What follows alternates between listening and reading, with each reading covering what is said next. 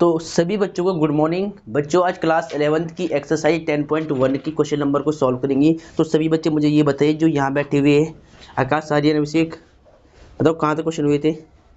12 तक हो गए। Question 12।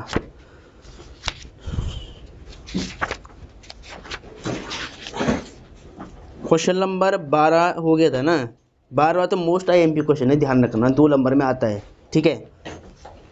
Question number 13 is most IMP, ठीक है, लिख लो इस पर। क्वेश्चन नंबर 13 एक्सरसाइज है ये 10.1 क्लास 11th है, ठीक है। क्लास लिख लेता हूँ एक बार। क्लास 11th की जो एक्सरसाइज है 10.1 है और चैप्टर का नाम है स्ट्रेट लाइन, सरल रेखाएं। 10.1 चैप्टर का नाम क्या है? स्ट्रेट लाइन, सरल रेखाएं। 10.1 का क्वेश्चन नंबर 13 है और ये क्वेश्चन अपने आप में आईएमपी है, मोस्ट आईएमपी है, ठीक है। मोस्ट आईएमपी कई बार एग्जाम में देखा गया है, ध्यान रहे इस बात का। अगर एक्सरसाइज इसमें से कोई क्वेश्चन आ सकता है ना, तो सबसे पहले उस रैंक में ये रहेगा 13 वाला क्वेश्चन, ठीक है। अब सुन लो ध्यान से कि यदि 3 बिंदु h, 0, a, b और 0, k एक रेखा पर है तो दिखाइए कि a/h b/k = 1 के बराबर होगा, ठीक है।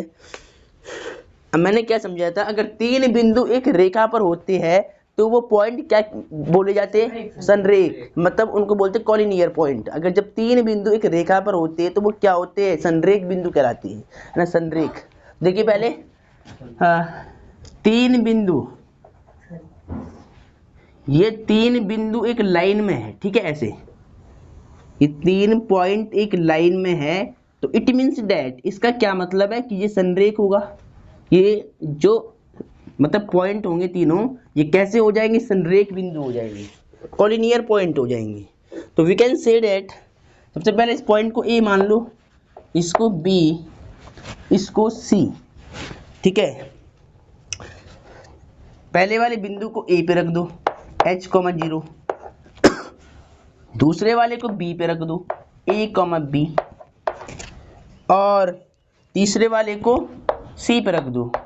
अब क्वेश्चन कहता है कि यदि ये ए बी सी बिंदु एक ही रेखा में है तो सिद्ध करो कि a/h b/k = 1 होगा। अगर ये एक रेखा में है तो मतलब संरेख है, ठीक है। तो लिख लो, चाहे दिए गए बिंदु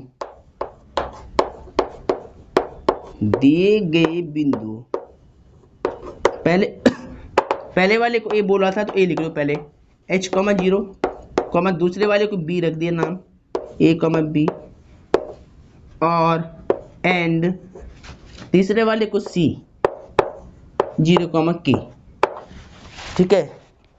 आगे समझ में? चलो अब सिद्ध करना है, प्रूव दैट। हमें सिद्ध क्या करना है? अगर ये तीनों बिंदु एक ही रेखा में है, अगर ए बी सी एक रेखा में है तो प्रूव दैट, सिद्ध करो कि a/h प्लस b/k = 1 के बराबर होगा, ठीक है। आई बात समझ में? तो ये रिजल्ट हमें प्रूव करना है और ये क्वेश्चन बहुत बार रिपीट है, इस बात का ध्यान दें मूल रूप से। तो क्या करेंगे, क्योंकि बच्चों आपको पता है अगर ये बिंदु एक रेखा में है ए बी सी, तो हम क्या बोल सकते हैं कि ये बिंदु संरेख होंगे। अगर ये संरेख है तो ए बी का ढाल इक्वल हो जाएगा बी सी के ढाल के बराबर, होगा नहीं होगा? होगा। तो चूंकि ए बी व सी एक ही रेखा में है, एक ही रेखा में है, अगर ये तीनों बिंदु एक ही रेखा में है तो वी कैन से डेट, हम क्या कह सकते हैं कि ए बी का जो ढाल होगा, देयरफॉर ए बी, रेखा ए बी का ढाल बराबर रेखा बी सी का ढाल,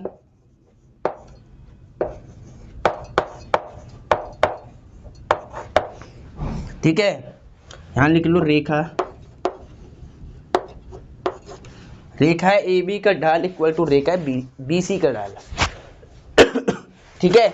अब ए बी का ढाल निकालने का फॉर्मूला, अगर दो बिंदु एक रेखा पे दे रखा होता है तो फॉर्मूला क्या होता है ढाल निकालने का, y2 minus y1 x2 minus x1। तो चाहे लगा दो एक बार, y2 माइनस y1, अगर याद है फॉर्मूला तो लगाने की जरूरत नहीं, खाली वैल्यू रख दो। सेम यहाँ पर y2 minus y1 x2 minus x1। अब यहाँ पर वैल्यू पुटअप कर लो, इसको मान लो माइंड में x1 y1, इसको मान लो x2 y2, और y2 बताओ कितना है b, y1 0, x2 a, x1 h, y2। अब देखो इसको लिखना नहीं, यहाँ पर माइंड में रखना खाली। अब इसको मानो bc के लिए x1 y1, और इसको x2 y2 मान लो, x2 y2। अब यहाँ से वैल्यू पुटअप कर लो, तो देखो y2 कितना है k, y1 b, x2 0 और x1 a, ठीक है। अब यहाँ साइड में देख लो, इधर साइड में, ठीक है। देखो ऊपर क्या है खाली b और अपॉन में a माइनस में h, और इधर k माइनस में b और अपॉन में माइनस का a, ठीक है। अब यहाँ कर लो क्रॉस मल्टीप्लाई, क्या कर लो क्रॉस मल्टीप्लाई, माइनस का A B equal to a minus में h और k माइनस में b कर लो ऐसे, ठीक है। अब ध्यान से देखो, माइनस ए बी से पहले a का दोनों में इंटू करेंगे, a के थोड़ा जगह के शॉर्टेज हो रहा है, एक मिनट रुक जाओ। ये वाला सबका हो गया, यहाँ पर वाला ऊपर वाला ये हिसाब इतना हो गया, ये वाला सबका हो गया यहाँ तक, ये वाला हिसाब है ना, क्योंकि इंटू करने के बाद वो खुल जाएगा ना लंबा, तो वहाँ पर जगह नहीं होने की। फिर पहले सभी यहाँ तक कर लो जल्दी फटाफट, हो गया सबका, हो गया। तो ऊपर वाला मैं हटाता हूँ, यहाँ से करूँगा अब इसको मैं। देखिए बच्चों ध्यान से नोट करते रहे सही से, इसको ए था पॉइंट, ए की वैल्यू क्या थी, ए की वैल्यू बताओ मुझे क्या थी यहाँ पे, h,0, ठीक है। अब देखो यहाँ पे माइनस ए बी मैंने यहाँ लिख दिया ऊपर, देखो ए का दोनों से इंटू करो, ए के फिर ए का माइनस बी में, तो माइनस ए बी फिर माइनस एच का दोनों में, माइनस एच के फिर minus minus plus H B, ये बी एच, ठीक है। अब जरा ध्यान दो, माइनस ए बी से माइनस ए बी कट, ठीक है। अब जो माइनस वाले नंबर है उनको लेफ्ट में ले आओ, ठीक है। तो देखो जरा यहाँ बच गया ए के, एच के बच गया इधर, एच के माइनस का नंबर आएगा इधर, और यहाँ ए के चल रहा है और वहाँ एच बी चल रहा है प्लस का, ठीक है। अब देखिए जरा ध्यान से, मुझे क्या प्रूव करना है, मुझे करना है ए अपॉन में एच, ए अपॉन में एच। अब ए अपॉन एच कब आएगा, जब यहाँ पर एच के से भाग हो जाएगा, एच के से, है ना। अगर मैं दोनों साइड देखिए ध्यान से, यहाँ मुझे 1 चाहिए, अगर 1 चाहिए तो ये यहाँ पर कटना चाहिए पूरा पूरा, तो इसका मतलब क्या है कि दोनों पक्षों में एच के से भाग देने पर इतना लिख देना यहाँ पर, क्योंकि एच के अगर भार है वहाँ में 1 चाहिए, तो अब हम क्या कर सकते हैं, ये हटा दो इतना सब। अब देखो ध्यान से, इधर भी एच के अपॉन एच के दोनों ओर भाग दिया है, ए के अपॉन एच के में भाग दिया है, प्लस एच बी अपॉन में एच के, एलसीएम ब्रेक कर ले सीधा मैंने, अब देखो जरा ध्यान से, एच के से एच के कट वन टाइम, और के से के कट, और एच से एच कट। अब चेक करो जरा, अभिषेक चेक करो जरा, और साइड चेंज कर लो। ए अपॉन एच होगा, बी अपॉन के होगा, इक्वल टू 1 होगा। Hence prove. ये क्वेश्चन मोस्ट आईएमपी है, ध्यान रखना, बहुत ज़्यादा। ठीक है, कर लिया सबने? थोड़ा पानी।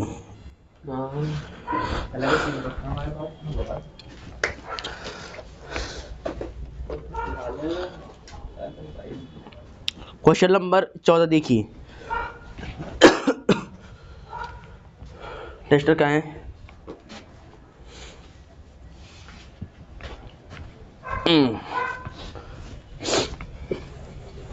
तो सभी बच्चे इसको नोट कर ले, आईएमपी क्वेश्चन था। ठीक है, जो क्वेश्चन आईएमपी होता है ना, उसे पहले लिख लेता हूँ मैं, मोस्ट आईएमपी, मोस्ट आईएमपी। इस बात का मूल रूप से ध्यान रहे।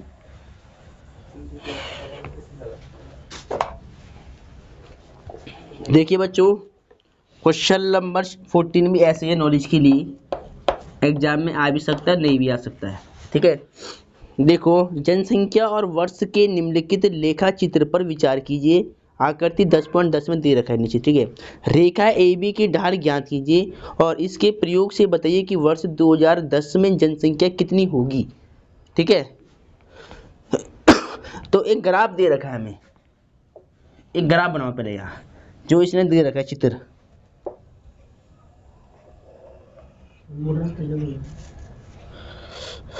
ठीक है, यहाँ पे ओरिजिन है, मूल बिंदु है ओ।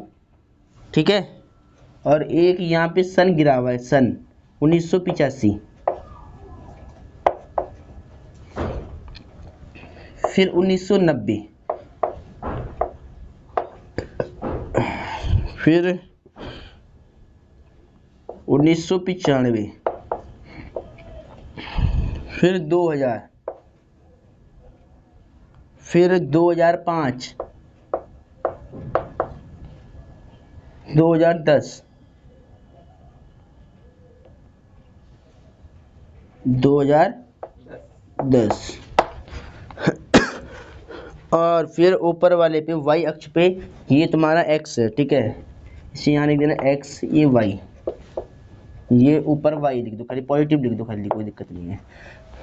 अब यहाँ 87 है, और ये क्या चल रही है, ये नीचे वर्ष है, ये नीचे ईयर्स है, वर्ष, वर्ष का मतलब ईयर है, ईयर्स,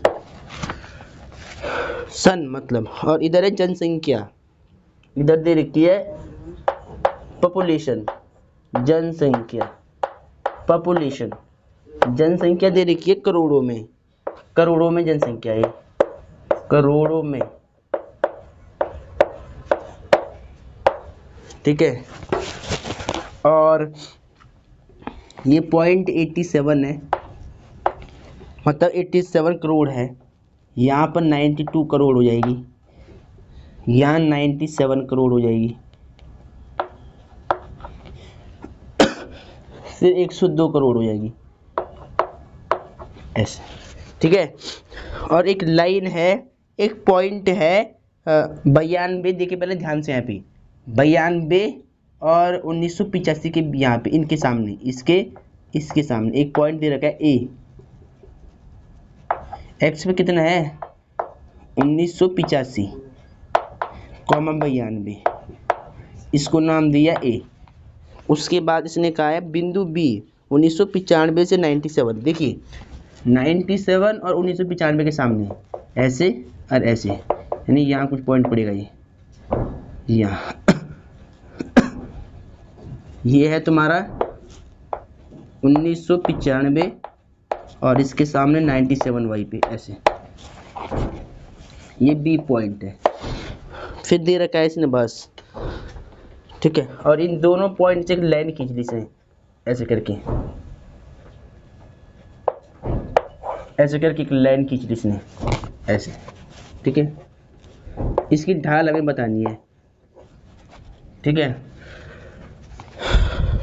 चलो अब ये कहता है कि रेखा ए बी की ढाल ज्ञात कीजिए। देखो ए बी का ढाल बताना पहली बात, ए बी का ढाल, बिंदु ये दे रखी है इसने x1 y1 x2 y2, ठीक है। फिर क्या कहता है, रेखा ए बी की ढाल ज्ञात कीजिए और इसके प्रयोग से बताइए कि वर्ष 2010 में जनसंख्या कितनी होगी। 2010 में जनसंख्या बतानी है। 1995 में तो इतनी थी, मतलब 1995 में तो इतनी है ना, तो 2010 में कितनी होगी। 2010 में तो मान लेंगे y होगी, ठीक है। तो मान लो, माना 2010 में, रुक जाओ 1 मिनट रुक जाओ, थोड़ा बड़े फॉर्म में लिख लो।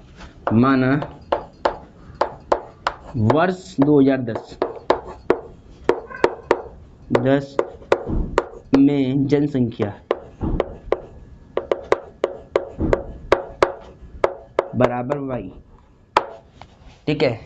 2010 में क्या मान ली, y मान ली हमने, y मान लो, कुछ भी मान, k मान लो, चाहे p मान लो, है ना। तो पहले क्या करेंगे, रेखा की ढाल निकालेंगे, ठीक है, ढाल। तो रेखा ए बी की ढाल क्या निकालेंगे, रेखा ए बी की ढाल। देखो अगर 2010 में ये है ना, तो मान लो देखो कहाँ पे आएगा, 2010 यहाँ पर रहा है, ठीक है। तो 2010 इसके सामने और इसके कुछ सामने मान ली हमने, क्या हो जाएगी, यहाँ पे y है, तो ये बिंदु क्या बन जाएगा, यहाँ C मान लो कहीं पे। 2010 ये आया ना, तो इसके सामने से लेकर y पे जहाँ तक ये जा रहा है, इस लाइन को लंबी कर देना और इस लाइन पे एक बिंदु C मान लो। और यहाँ देखिए 2010 यानी जनसंख्या मान ली y, जनसंख्या हमने क्या मान लिया, y, मतलब जो लोग यहाँ पर आएंगे वो मान ली y है, और जो सन है वो कितना है, 2010 है ये इतना, तो y की वैल्यू बतानी है। और वो भी ढाल का यूज करके, ढाल का यूज, तो मतलब सन्निक वाला केस बन जाएगा यहाँ, क्योंकि ये नंबर 2010 इनके बाद आएगा, कहीं ऊपर आएगा, x के पहले आएगा उसका भाई x का नहीं, x के पहले आएगा, सॉरी यहाँ गलती होगी, पहले x का आता 2010, फिर y का आएगा, ये वाला y पे हमने क्या माना, y माना जनसंख्या, ऐसे अब सही है बिल्कुल, ठीक है। तो ये बिंदु पड़ेगा इसके आगे कहीं पर, C बिंदु है ना, A B C के बाद आएगा ये भाई, क्योंकि ये सन ज़्यादा है ना, ये 5 10 है, तो बिंदु मान ले यहाँ पर है, यहाँ पे, ठीक है। हमने मान लिया कि यहाँ पड़ेगा बिंदु, यहाँ पे y आएगा और यहाँ पर मान लिया x है, ठीक है। तो अब क्या करेंगे, ये तीनों बिंदु क्या हो रहे हैं, एक रेखा में हो रही है, तो मतलब संरेख वाले केस लगाएंगे, क्योंकि हमें ढाल के यूज से निकालना है ना, मतलब ढाल के यूज से क्या निकालना है, इनकी मतलब जनसंख्या निकालनी, y की वैल्यू निकालनी है ढाल के प्रयोग से। तो सबसे पहले निकालो ए बी की ढाल, ए बी की ढाल, ए बी की ढाल कितना होगा बताओ, फॉर्मूला बाद में कर लेंगे ना, सिंगल सिंगल कर लेंगे, ठीक है। ए बी की ढाल y2 minus y1 x2 minus x1, अब रख दो वैल्यू, y2 कितना है 97, चाहिए इसको ऐसे मान लो x1 y1, इसको x2 y2 मान के चलो। अब बताओ 97, y1 बताओ, x2 बताओ 1995 और 1985। अब करो माइनस 5, कितना आएगा 10 कर लिया ना। बस अब ये तो आ गई ए बी की ढाल, अब निकालो बी सी की ढाल। कोई दिक्कत नहीं, काट लो, वो तो कोई दिक्कत नहीं, वो तो बाद में काटना पड़ेगा 1/2। अब निकालो बी सी की ढाल,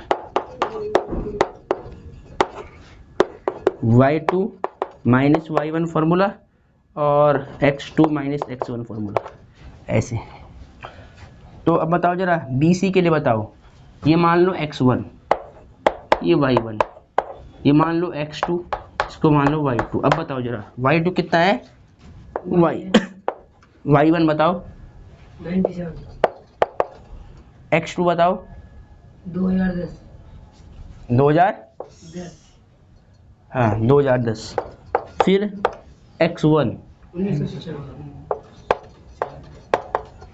अब इसको माइनस कर लो, देखो ऊपर वाला तो सेम ही रहेगा y माइनस 97, बट यार नीचे वाले को माइनस कर लो, कितना आएगा इसका है 15, 15, 10 में से 5 5, ठीक है, और यहाँ कितना बच गया,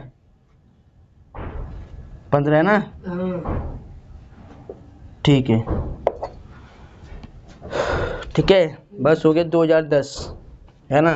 10 में से 5 जाएगा, 5 बच जाएगा, यहाँ हासिल देगा, यहाँ बच जाएगा तेरा 10 में से 9 जाएगा, 1 सही है, बिल्कुल सही आएगा। ठीक है, 15 आएगा। अब देखो यहाँ पे इतना करने के बाद अब हमने मान लिया कि ये बिंदु एक रेखा में है। ठीक है, चूंकि ए बी सी एक रेखा में है, तो अब क्या करेंगे, ए बी का ढाल बराबर बी सी का ढाल। तो यहाँ तक कर लिया सबने,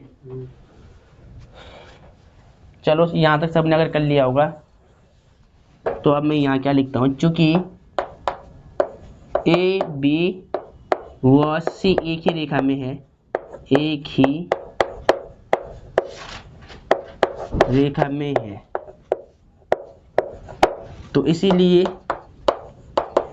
ए बी की ढाल, ये का बोलो, ए बी का ढाल बराबर बी सी का ढाल। ए बी कितना था, ए बी का ढाल ये था ना, अब बी सी का, बस अब क्रॉस मल्टीप्लाई कर लो, y का मान निकाल लो, खत्म काम। y देखो पहले 2y माइनस 2 का इंटू करो, यहाँ 2 7 14 का 4 हाथ से लेख, 2 ने 18, 18 1 19, 1994, 15 का 15।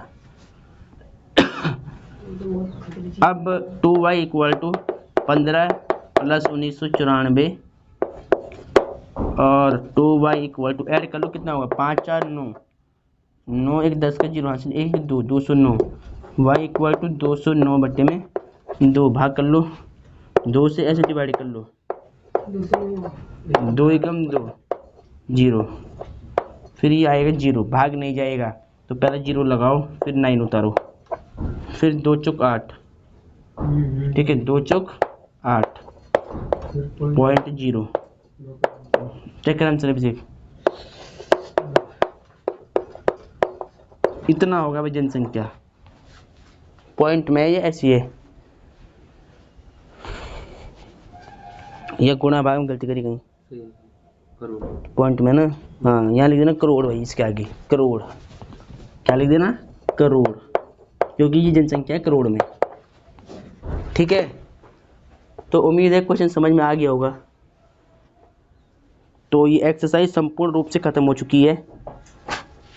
ठीक है, अब आगे समझाओ और